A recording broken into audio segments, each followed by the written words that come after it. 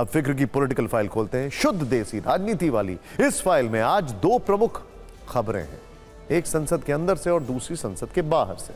पहली खबर का कनेक्शन ईवीएम से है, जिसे लेकर पिछले कुछ महीनों से विमर्श का बाजार गर्म है। अब ओमर अब्दुल्ला ने इसे लेकर कांग्रेस पर ही सवाल उठा दिए, जिससे इस मुद्दे को नया सियासी एक्सटेंशन मिल गया है। दूसरी खबर राज्यसभा से है। लोकसभा के बाद आज से राज्यसभा में संविधान पर संवाद शुरू हुआ। सत्ता पक्ष से निर्मला सीतारमण और विपक्ष से मल्लिकार्जुन खड़गे ने इसकी शुरुआत की। सबसे पहले ईवीएम का पिटारा खोलते हैं। इलेक्ट्रॉनिक वोटिंग मशीन यानी ईवीएम। चुनावी राजनीति में इन तीन शब्दों की गूंज अक्सर सुनाई देती है और अब ज्यादा सुनाई देती है, जिसका विरोध देश के सबसे बड़े विपक्षी दल कांग्रेस के एजेंडे में तो सबसे ऊपर है, लेकिन उनके साथी दलों के एजेंडे में यह लगातार नीचे खिसकता जा रहा है। हालत यह है कि कुछ वक्त पहले तक जिस ईवीएम के विरोध में इंडिया गठबंधन में चट्टान वाली एकता थी, अब वो खंड खंड होती दिखाई दे रही है। अपनों से ही कांग्रेस को नसीहतों वाली डोज मिल रही है।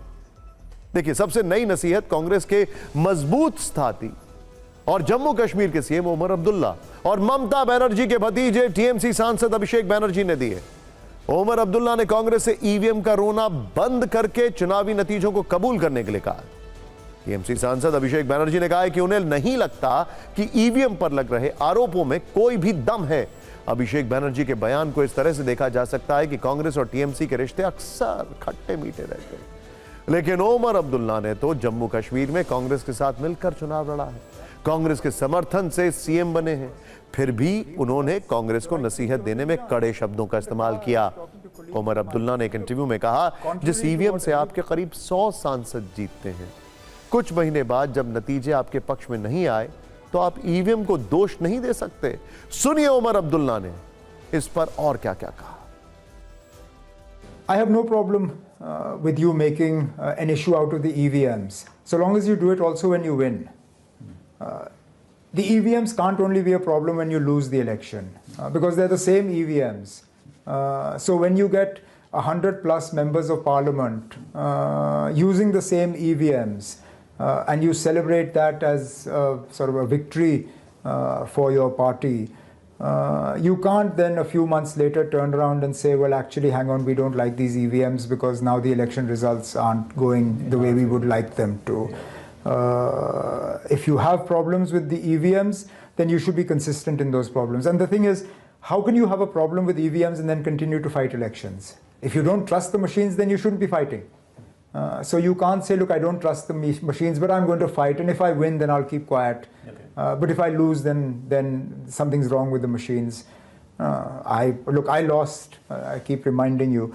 I lost in earlier in this year. I never blamed the machines. Yeah. I won. It wasn't down to the machines. It's the voters. One day they vote for you, the next day they don't.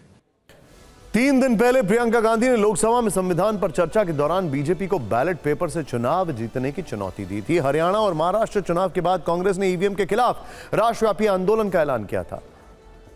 ऐसे में उमर अब्दुल्ला का EVM वाला बयान कांग्रेस को काफी चुभ रहा है। हालांकि बीजेपी कांग्रेस और उसके सहयोगियों के मतभेद को देखकर काफी आनंद में है।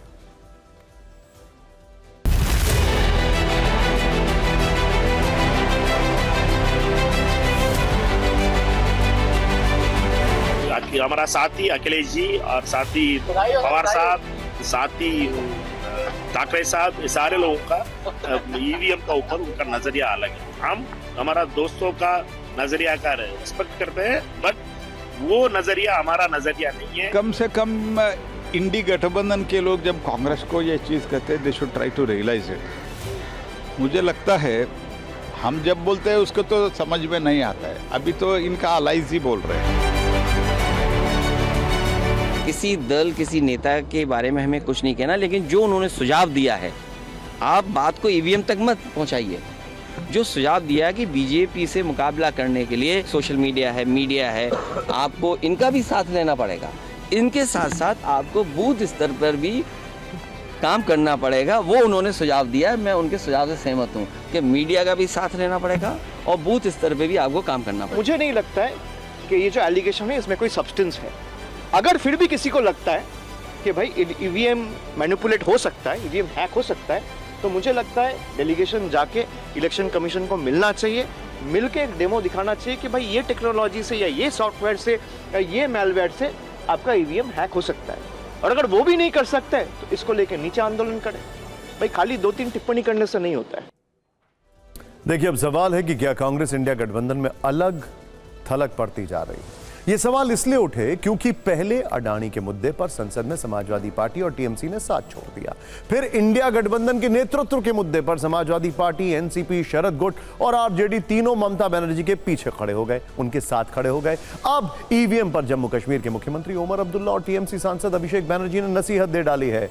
वैसे अलग अलग राजनीतिक दलों के मुद्दे पर मतभेद होते हैं, ये बड़ी बात नहीं है, लेकिन गठबंधन के साथी दल अगर मूल मुद्दों पर इस तरह से टकराएंगे तो गठबंधन की मजबूती पर सवाल तो उठेंगे ही।